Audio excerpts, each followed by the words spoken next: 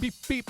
What is up, guys? My name is Sam World, and today I am joined once again by Ssol and Dennis Beutler. Did I say that right? Beutler. Beutler. Beutler is also okay. No, it's Beutler. Oh, Beutler. Yeah, it's perfect. Yeah, it sounds good. Hell yeah. And Elternhouse. How are you guys? Yeah, fine. Thanks. You? Doing great. Well, me and Ssol are super excited because you guys are going to be showing us an unreleased track, collab, and I can't wait to pick your minds on how you guys produce the track, and hopefully we can get some good information out there for aspiring producers.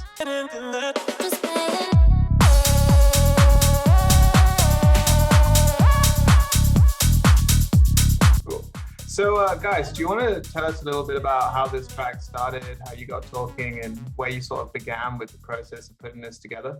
So for me, my focus is almost on vocals. I hear a lot of vocals. If I hear the perfect vocal, I have also an idea for a new track. Yeah. So did this track start with a vocal, or what did you guys start off with when you got in the studio to work on this? If we came together, we had start with kick and bass line was the first part. So if we have a main groove with the bass line, we will find a nice vocal.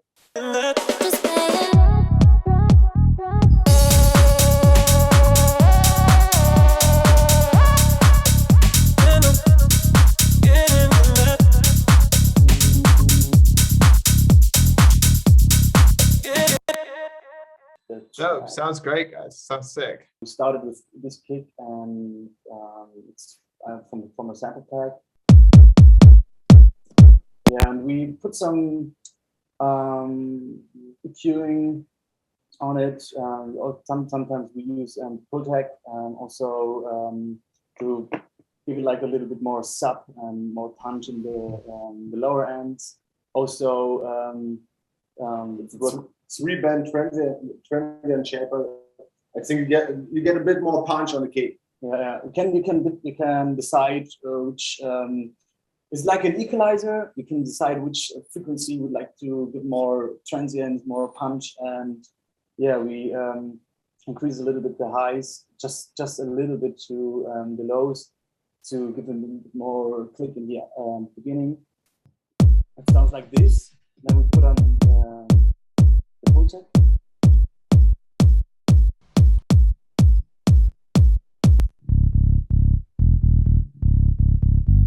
It's a serum bass sound we use. Sometimes we start with presets, and we work with presets and tweaking it and put some more cutoff in or the attack. And yeah, in this case we used the preset and started from this. I thought we put in some more cutoff, a lower cutoff, and make some macros there on I think it's here in the drive to put an automation in the, you can see it here in the track, to have like more motions in the bass sound, to have more variations in the bass. Yeah, on this bass sound we put the EQ, cut a little bit the lows from the bass sound to give them the kick a bit more space in the highs and the lows, give it more punch. Then we put out the on the Kickstarter Saturn for saturation, just a basic. It's a normally 2-band saturation on the bass line. So it's a normal preset we make on 100 hertz, the 2-band, and push it a bit on band 2. Now, I noticed you have a bass room, and I think I know that plugin. It's from In the Mix, correct? Yeah, it's a low-end plugin. It's called Bass Room. So it has a really cool feature. You can use a track, a similar track which you have in your library, which is similar to this production. So to this one, I can show you. It's from Kyle Walker's The Take Me There. I think it was out on Sync or Script. It has a really different, similar bass line.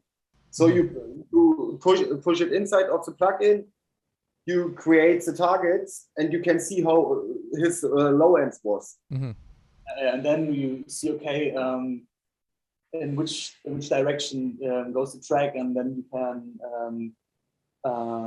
change the numbers and figure out which one you like the most. And it's like, it's always a starting point. It's always a thing when you have references to see, okay, are we on the right way to create a great kick and bass, and yeah.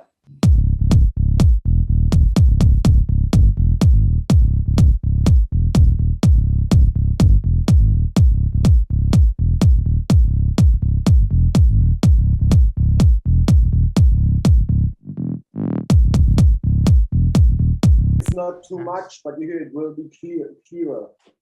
That's Saturn's putting in work, though. I definitely heard the change with that one. That was like, what? With too much plugins and too much stuff, you can make the bass line wie sagt man, kaputt? You can destroy the bass line. So it just need to be clear and fat. I think it's with all audios. When you put too much plugin on it, you destroy your audios, and you need to keep it clean and keep it less plugins or more plugins at the end. You have the more punch, more better sounding audios. As I noticed, you have a group for this kick and bass, and I noticed there's a Pro MB on there on that group. Yeah, it's really funny, mate. It's from your tutorials. We used it. Multi-band compression with the Q3. I saw the video how you glue the kick and bass together. Yes, sir. One of your tutorials, and it has worked perfectly for our track for the bass line and kick. Yeah. So I tried this on this one.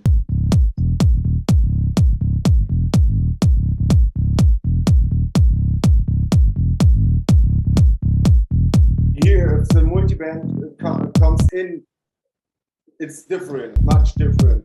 Yeah, you can really feel the multiband pull those two together and really glue them. So when you're mixing and processing your kick and your bass, when do you decide, or how do you decide, okay, that's good, I'm happy with that? It's a good question. I think producer, it's always not happy with his end product. I think every one of us know it. You could work always on the things, but I think at the end you have to say, okay, it's cool and it sounds good, so it's finally done. Sometimes we use here, I can show the plugin. Dennis uses sometimes Tractor to analyze the feelings of sounds. Nice. And it's like a visualizer for your sounds. And when you see, okay, here the pink ones, okay, my kick and my bass works perfectly together. And I think you can on Tractor. I don't know why I use it. I began years ago to use it to analyze my tracks, and I realized, okay, if you saw there's too much color, you see, okay, there's something what is too loud, maybe. This is a good tip. First time I've seen this, but it makes sense. It's like an oscilloscope at the same time, because you can see the waveform of your track. So should we take a look at the percussion you did for this track, and which drums you chose and how you processed them? Yeah, you see, I have the drum group. It's split it on two groups. It's one time, it's a more lower part. It's claps, snares, drum fills. And the higher group, it's with hi-hats, ride, crash. Yeah. It's really a basic setup. Cut out the lows, give it a more drive to it, more saturation. You can hear the difference.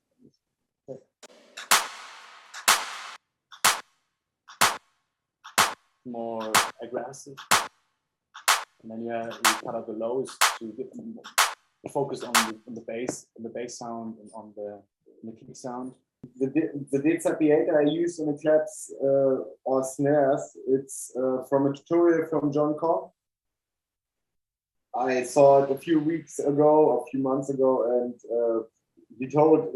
he used it on every clap. So I think, okay, I should try it. If you told it's okay, it sounds good. I tried, and yeah, you can hear it's a really big difference to use it on a clap to give it a bit more punch, and it's a bit more aggressive. Everyone should have the Sound Toys library. Yeah. Yeah. Get it on sale. Small advertisement here. $100 if you're a student during Black Friday. Get it, 150, 100, dude. I always tell people you gotta get that. Now, And you have 2 licenses. So you can share it with you. oh, there you go, 50 bucks. Now, why? I noticed you're layering your clap very heavily. You got like 3 layers. You got a snare, clap, clap. Is there a reason for doing that? Like, what did you guys feel a certain clap was missing? And so I can show you the difference. Yes, sir. You hear that's wait, I will check. Yeah. Okay, you hear. That's a higher part of the clap, and you have a lower part with the other clap. Together, you can hear. You have a bit more punch. Yeah. They're just for the ears. It's a small ear candy. Okay, cool. So that's the how you do the clap. So what did you do for the? Take a look at the hats. Yeah, hats. Let's see. We have the basic. Hey, I see evolution of sound head. Yeah, here. Hey, what's up? Hey, what's up? That's a legendary Zen world sound. 909 open hats. Yeah, and you got layers on that too. Yeah, we have like a basic. I never use one sample pack. I think you can not find in one sample pack each sound you're searching for. So for this track, I think we use 4 or 5 sample packs. You see, it's an evolution of sample pack, evolution of sound sample pack. We find good open hats. I think, yeah, we have 2 heads from evolution of sound, and we use Mirko di Floriro sample pack. Mm-hmm. I can show you. We have the main head.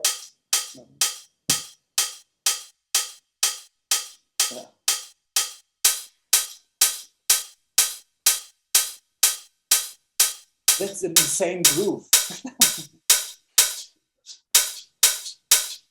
So we added some fills, some ad-libs.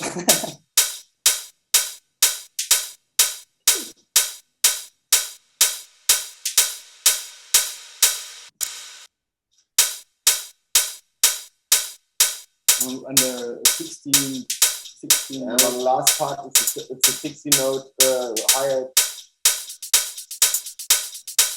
More like a shaker. Awesome. Is there a strategy you execute while doing, like, obviously everyone knows open hat, clap, closed hat, but from there, I think most people have trouble with the perks, fitting perks into the track. Is there a tip you have, or how do you go about adding, like, essentially what I would consider ear candy perks into your track? Yeah, sure. I have a good tip. For me, how I do it, I use a few loops, drops in under my groove, and I don't use this loop. I just hear one small sample from this loop and cut this out and use it. So I do it with, you see it's from different sample packs. I use a few loops, and maybe you have 4 or 5 loops where you find one good sound, put them together, and you have your own top loop. So that's the part how I do my perks. That's good. So you're using loops, but you're not doing it like most people where they just have the whole loop playing like 5 loops and destroying the groove. Yeah, I get hundreds of demos and promos per week, and hear a lot of top loops you hear in every track. Notice you had the 16 closed hat rolls on the high group. Did you implement any sort of velocity changes to that, or it's straight out just going to war? You mean this one? Yeah, that one. Yeah, we have the Kickstarter on it. Okay. The Kickstarter creates some velocity. Yeah. Yeah, I think it's one plugin which I use really in every track and on a lot of my lines. Something that a lot of people have trouble with is when they've got their perks and their hats and their clap, is getting it all to sit nicely together and putting it all together. How do you guys pull all those different sounds together to create one sort of unified top loop? Let me show you the drum group buttons, and if I put it on, you can hear. Oh yeah, it sounds much cleaner. You can do the punch. You can hear. I use, so we talked, the Disappiator. There's a really cool preset. Yeah, drum pattern one. You don't need to do too much. Or just the dry wet button and push it to the middle. You need to hear it, how it works for your drums. So here you see it's on a half. So the CLA, it's to push it together all. It's like glue compression at the end. Yeah, bring the drums together.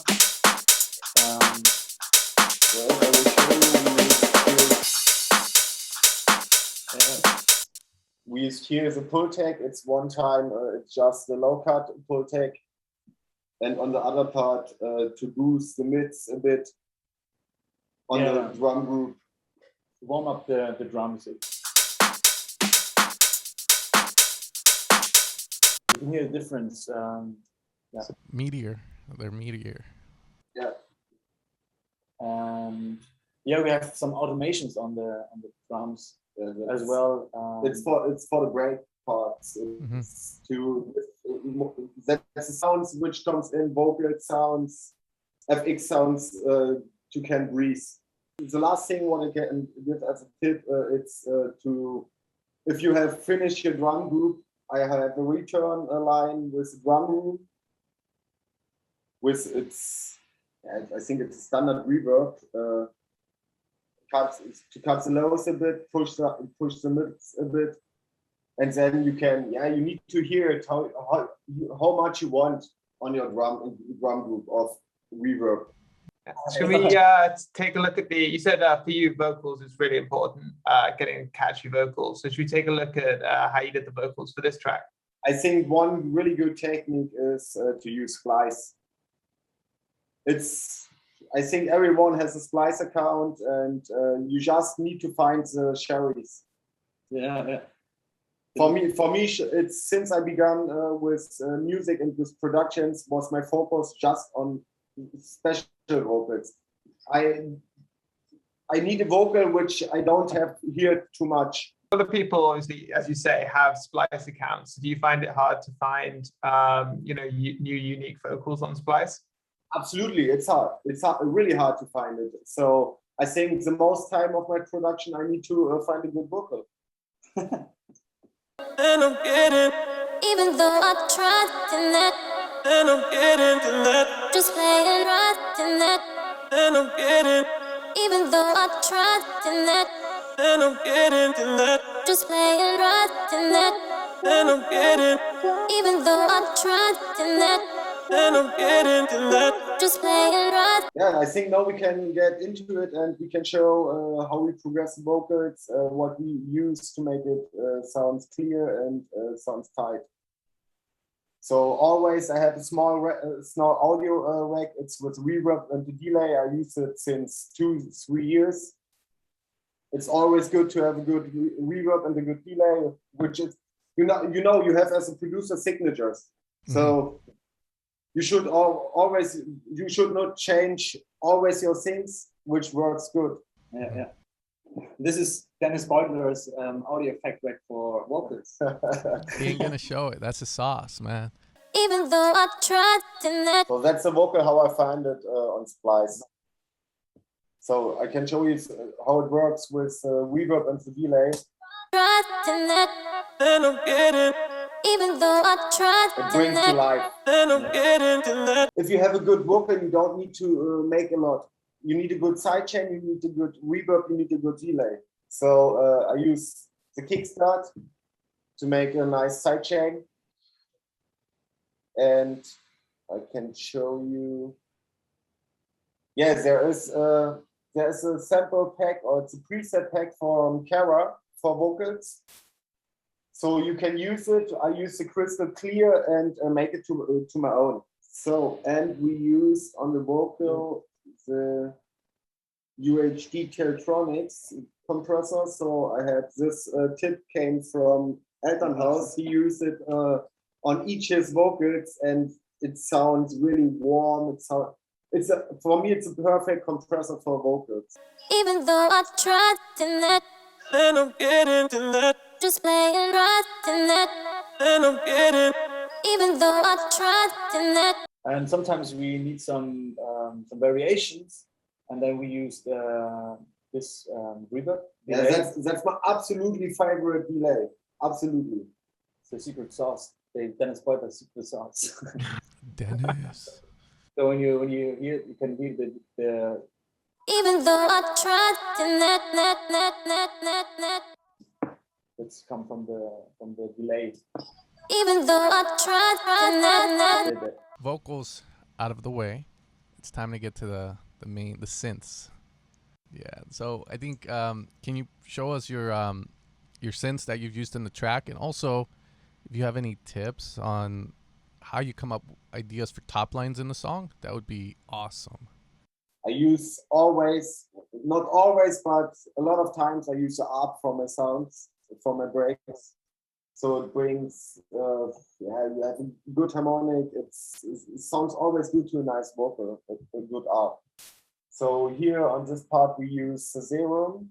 You see it's a preset, which we have changed a little bit, but not this time. Here we work by our own. I think it was a part of Mika of Elternhouse. And then we put on some effects for the art. Also, go-to plugin is this one knob. It's like a filter, it's like the auto filter from Ableton, but this sounds a bit different. So you variate your filter sounds. Decapitator, Kickstarter as well, on also the Q3. And we work with the cutoff and the detune to spread the ARP sound.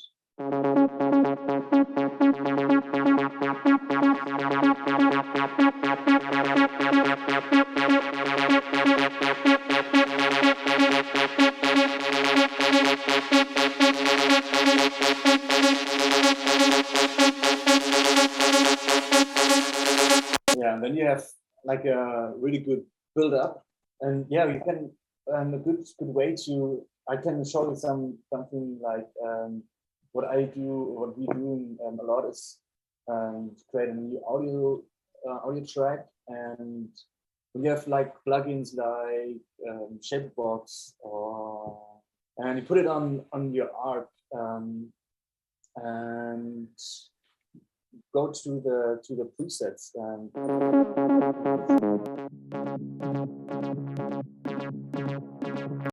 let's see what the presets are doing. And then you can record the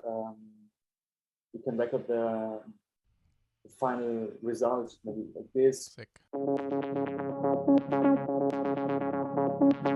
This is something like you generate some inspirations, and when you have it like that, you can throw it away. You have your this is the recorded sound.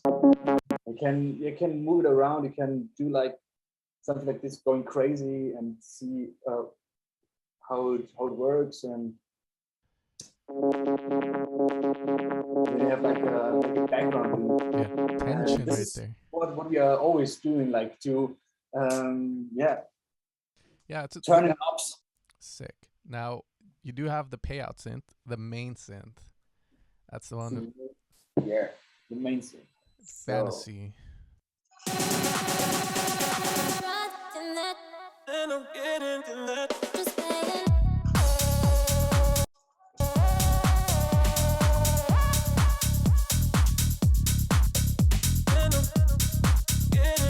I noticed you have a tremolator on that. Is that adding a sort of vibrato to the sound? Making it sound more interesting? I will show you without, and I will show you with the preset, so you can hear the difference.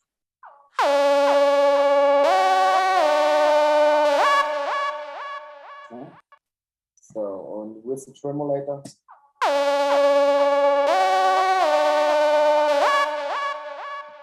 Yeah, it gives it some more character. And then you can directly hear what the tremolator is doing. And adding something like this to the sound, even more, interesting. So I think a good question when it comes to arrangement, when you guys obviously arranging it out, how do you keep it interesting? Like, how do you decide what goes? So like, first drops, synths coming in, or no, we'll wait for the second drop, and how do you switch it up as you go along? On 1 minute 30, we start with the first part of the breakdown. So I don't want to use all my sounds. So I think I use a small part of sounds to make the main break more interesting. See here, we have like the art at the first break as well, but on the second break we have more automations and more focus on the art, and as well the same with the synthesizer, the main drop sound here. And we have a lot of variations also in the drum. Sometimes we use a ride to for the second break, for the second drop, to keep a difference. Sometimes we have like a tambourine that first playing at the first break, at the first drop. When you're playing in the club, your track is rolling and it's working, the people are dancing and have party, but sometimes after 2 minutes they losing the attention to the track, and then you have to do some crazy stuff, I think, so to do like different stuff, and we created here a gap to catch the attention of the people again.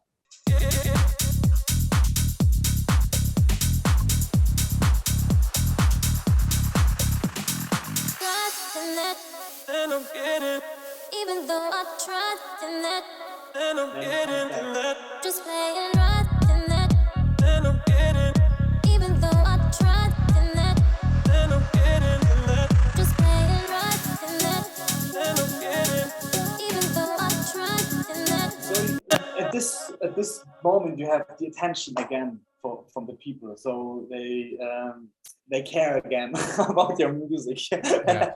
Well, thank you so for being here. Like, first episode, I love the questions you're asking that I wouldn't have thought of. And also thanks to Dennis Beutler. Hopefully I said that right again. And Elternhouse. Thank you. But other than that, guys, do you guys have anything else coming out? Something that you want to tell us about?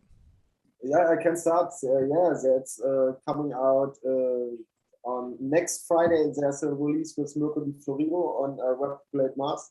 It was also a collaboration from Italy to Germany. So, but it works perfectly. And yeah, there's another collaboration with him on Ultra Music in October. So yeah, the year it's going really well. So I hope everyone looking up to these releases, and let's see what it will go. Yeah, and we have a collaboration with Eurostep. It comes out on Nonstop on Piruva's label in October, and the next release is on Observatory. And yes, and we created a new event here in Berlin. It's like called Operator. It's a tech house event here in Berlin. We are the creators of that. Dennis, Fab Messing was also involved in this, and me. Yeah, this is something you can. Sick. It looks like I need to move out to Berlin. It's not so big here in Germany. Yeah. It's a different vibe here in Germany. So we would like to bring out the international tech house, the proper tech house to Germany, and showing the people here what is good. That's what dope, is good type Yeah. of music. That's dope. And I'm Awesome. assuming this collab as well. You guys are you're gonna be releasing it. Yeah. This track calls Get In, and it comes out on Criminal Hype in November. And it's also the second track on the EP is a Dennis Beutler Fat Massimo collaboration. And yeah, super stoked to this release. Awesome, guys. Well, I'm stoked to see that coming out. And also, thank you guys so much for your time, for being here, and for giving some awesome tips to everyone. Thank you guys so much. And with that being said, peace out.